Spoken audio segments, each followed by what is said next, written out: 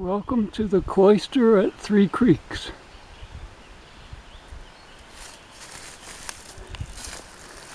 "11 acres in the woods. Great spot for a hermit.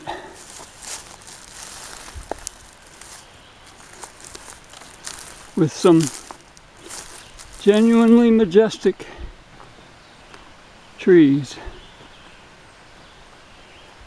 This one may be my favorite.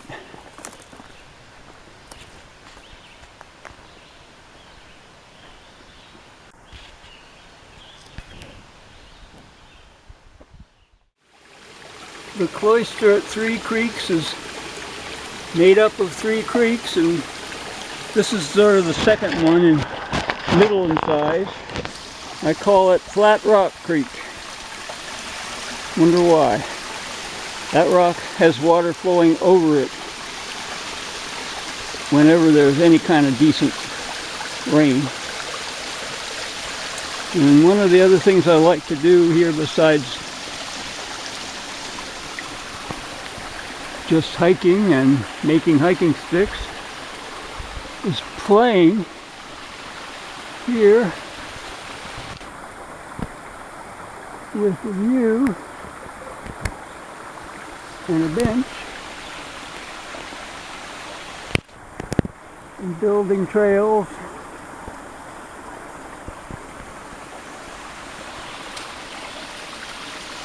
All with the sound of the creek and with the comforting presence of St. Francis of Assisi, patron saint of the natural environment.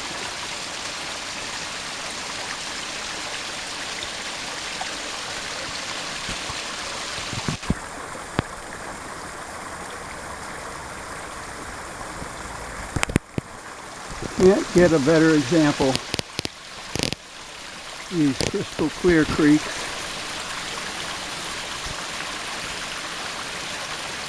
Nobody around.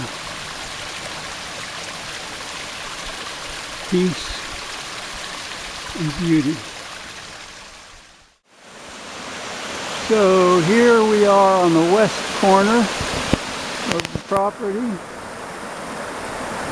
which offers a great view up Stony Creek. And a surprise. It was quite a surprise when I discovered it.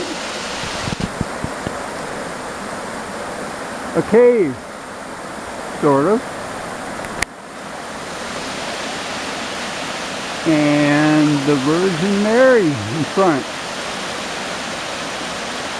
This is actually apparently the property corner marker put in place by the first owner, maybe as long as 30 years ago.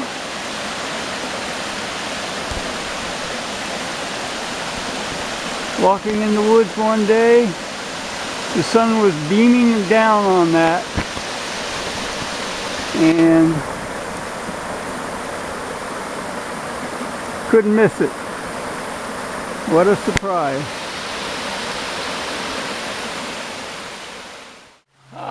Again, it's the hermit here at the Three Creeks Cloister on Flat Rock Creek. I'm sitting on my favorite seat next to my favorite buddy, and I'm going to talk about some little things.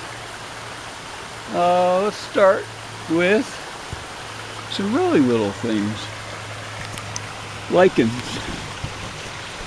Nature is just so full of tiny little battles and struggles, and one of the things that strikes me is how this very common form of lichen, and I don't have a name, beats mosses, takes mosses and just drowns them out, swallows them out, grows over them. Here's a place where some mosses are growing, and 2 little pieces of the lichen are pushing toward each other. Watching them move toward each other is kind of like watching paint dry, only live paint. I brought a rock that's just really interesting. Oh, here's something interesting. Little thing. This is one of my old hiking sticks. I don't give them any kind of varnish or anything, but they develop a patina just from the rubbing of the hands. It's almost as if they've been varnished. So I had to throw in my hiking stick. Here's the rock I'm talking about. Not get it in the shade. This very virulent form of lichen has totally dominated this small rock. But the rock has moss on it too. And what you're looking at here is an epic battleground. Better than watching paint dry. You're seeing life and death struggle for this tiny space on this rock. Love it, love it. Okay, enough about real little things, but talking of moss, got my friend good old St. Francis. I thought I'd give you a good look at him. The patina, the wear on his concrete, and the age on him. What's fascinating about him to me most is his back. Talk about moss. St. Francis was living in Flat Rock Creek for I don't know how many years. Right over here, face down in the gravel among these rocks that have moss growing on them. And St. Francis developed the same moss that grows on all the rocks next to the creek. The rocks that feed off a constant supply of water. Showing off my crops too. I'm too much of a bragger. So I have disturbed the ecosystem of poor St. Francis's moss. And it's going to be interesting, maybe sad, to see if this moss will survive it somehow, evolve, if lichen will take over, or if it'll just dry up, die, and drop off. I'll keep you posted. The Hermit signing out from the Cloister at Three Creeks. Bye-bye. Again, it's the Hermit here at the Cloister at Three Flat Rocks, and I'm here to talk to you about three flat rocks, did I say? Yes, I did, and we'll explain why in a minute. First, as always, I'm distracted by one thing and another, and I wanted to show you this very cute little freshly sprouting pair of white fringed brown toadstools, trying to get you a good kind of variety view, and hopefully the camera is focusing on it. If not, well, I'll beat the camera up later. Okay, so what's the deal? The Cloister at Three Flat Rocks. Well, we're here in a place that's very familiar, probably. If you can see off in the distance there's St. Francis, and I'll walk on down toward him. This area of Flat Rock Creek is my favorite hangout. Spend a lot of my time here, and if this was all there was to the Cloister at Three Creeks, I could easily call it the Cloister at Three Flat Rocks. You've been introduced to Flat Rock number 1 early on, because it's sort of the one I originally named the creek after. And yeah, the Hermit had a little bit too much free time on his hands, obviously. So that's Flat Rock number 1. We got our friend St. Francis overlooking us and our favorite seat here right next to him. which of course qualifies as it's wonderfully flat. So that's number 2. And I have not shown you number 3. Of course, I got to show you blue wood. What's the deal, blue wood? I mean, you know, we got blue stone, pretty common. Blue wood is caused by a fungus called fungal lacase, and it's got its decay or its byproducts after it eats the wood contain copper, and that's causing the blue coloration that the fungus leaves in the wood. Hello again! Later! Okay. Off we go to up the creek from the St. Francis to Bathtub Rock. Give you a quick look once again at the falls at Bathtub Rock and at the rock itself, which is now out of the water again, but you can spot your feet in the water where you sit. But I don't always sit here. More often than not, I sleep on flat rock number 3. I brought my Thermarest hiker's sleeping pad to show, and a couple other props. But flat rock number 3 is just about as flat as you could want, and great place. Just listen to the sound. Great place to lie down and catch some Z's, and I do it more than I can tell you about. But it still is the Cloister at Three Creeks. Just got a little subset, and that's the Cloister at Three Flat Rocks. So the hermit from his little playground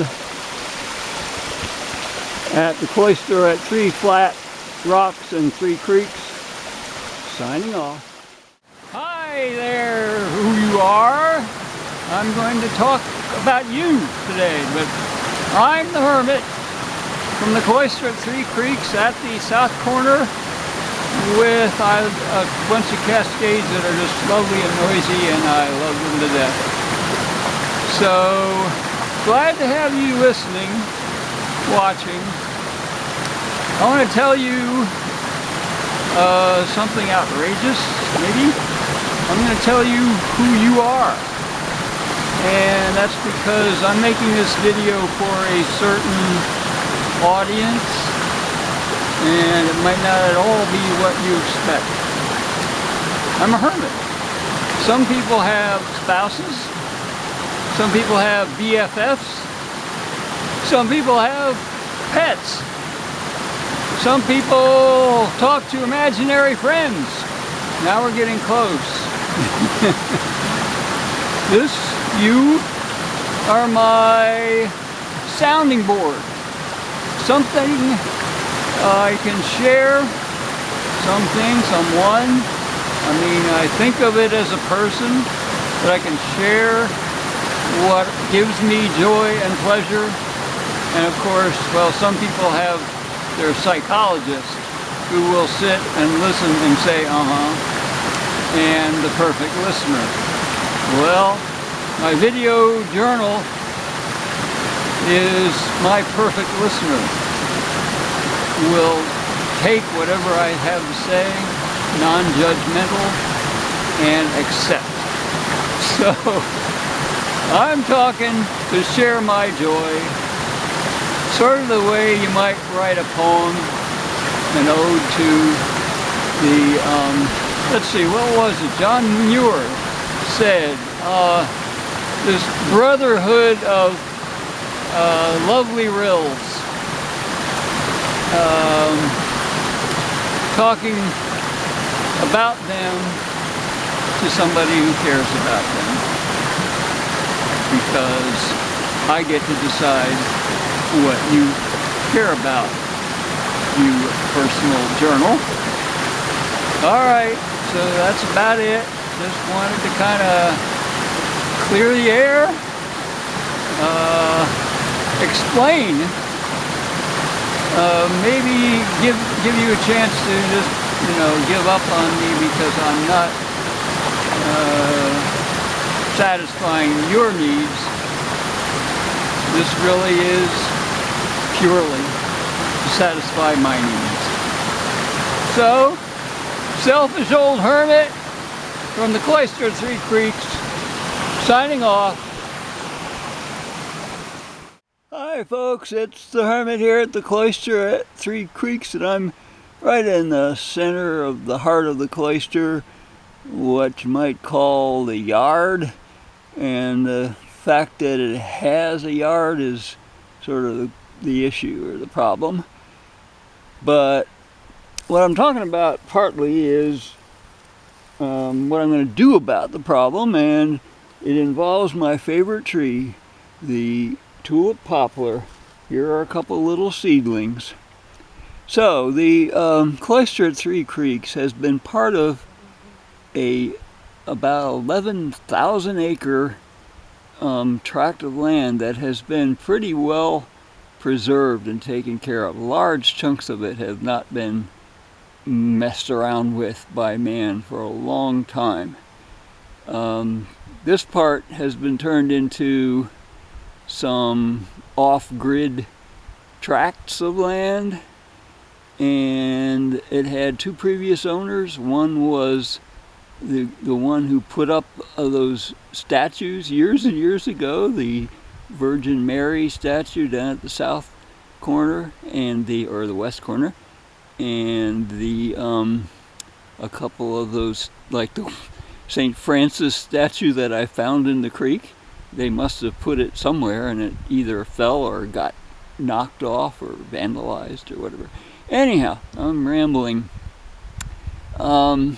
That owner was a long-time owner, and they cleared the understory of the property in the yard area in order to sort of have space. In fact, I think they even mowed it. Problem number one. Then came along the second owner. They were truly a bad steward.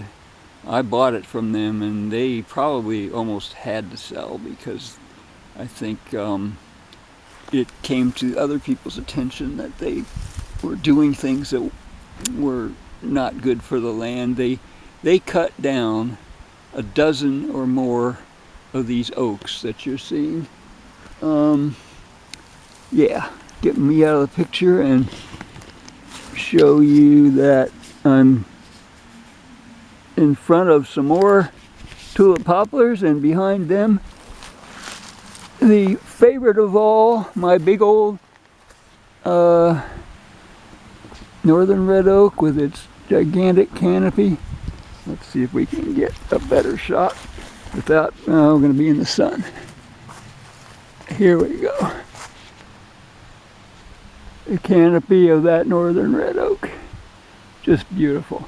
But between here and there, it's a huge amount of space where there were a dozen or so other trees. And this bad steward, not only was he shooting guns, there are gunshot holes in trees down that away. Riding ATVs around. He came in with a bulldozer and cut down these trees.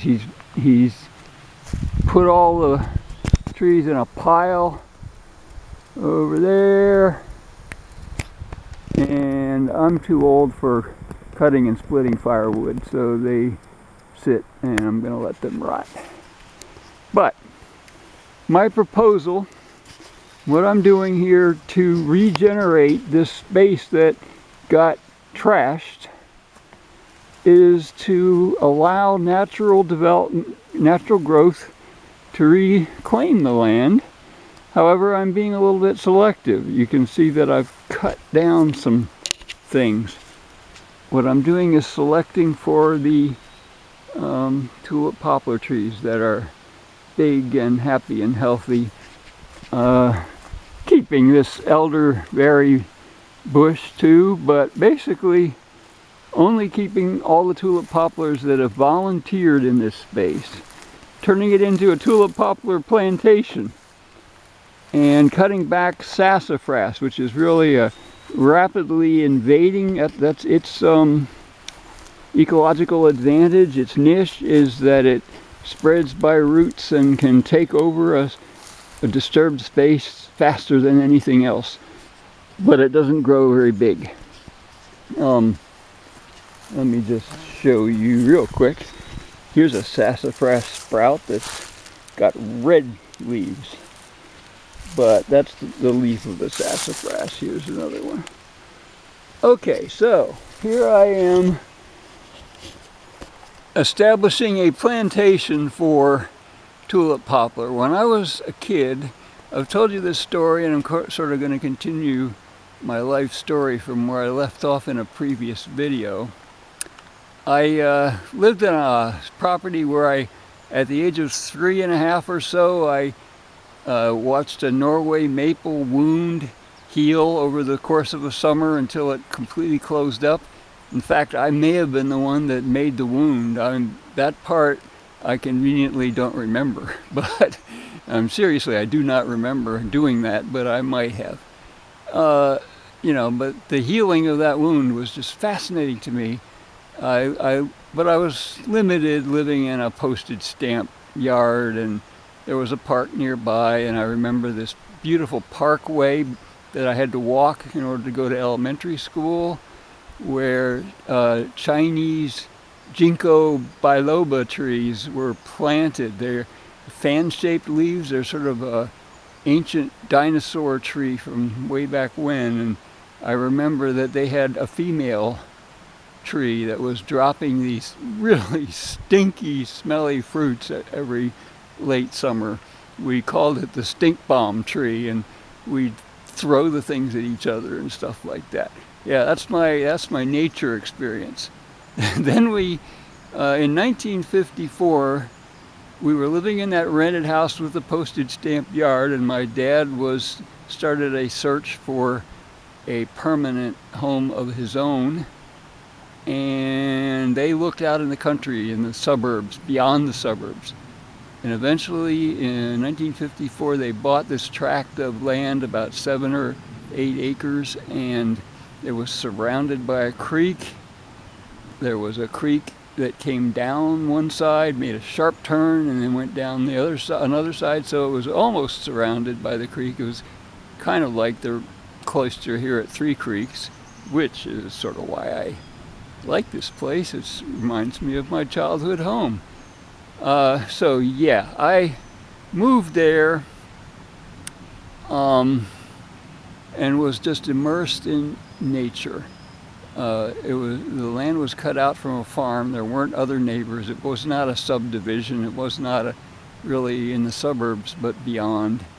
And I had woods to roam, a creek to roam up and down freely for miles. I was in my element. I really loved it. One of the things I did, almost as soon as we moved in there in 1958, was plant a little tulip poplar seedling. Something tiny as the ones I started out the video with, you know, just a couple inches tall, a year old. And I planted it, I watched it grow. I actually took like data on every little branch and twig and stuff as it grew until it was impossible because it was too tall. In 4 years, it got way above where I could reach it with a step ladder. Got my picture taken next to it for years and years, every now and then, not regularly. And that tree grew to the point where it was 3.5, 4 feet diameter and 100 feet tall in 60 years. What a magnificent tree. Then along came a storm and it had been rotting in the core and under the ground in its roots, and it got blown over and killed.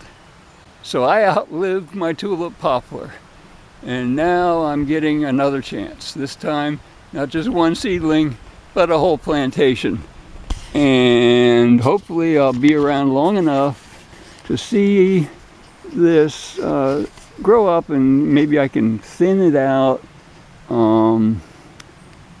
Whatever I feel needs to be done to try and make this ground regenerate with tulip poplar, and eventually the forest succession will take over long after I'm gone. And I need to be gone now because this is too long of a video. So the hermit here at the Cloister at Three Creeks, in his tulip poplar plantation, signing out.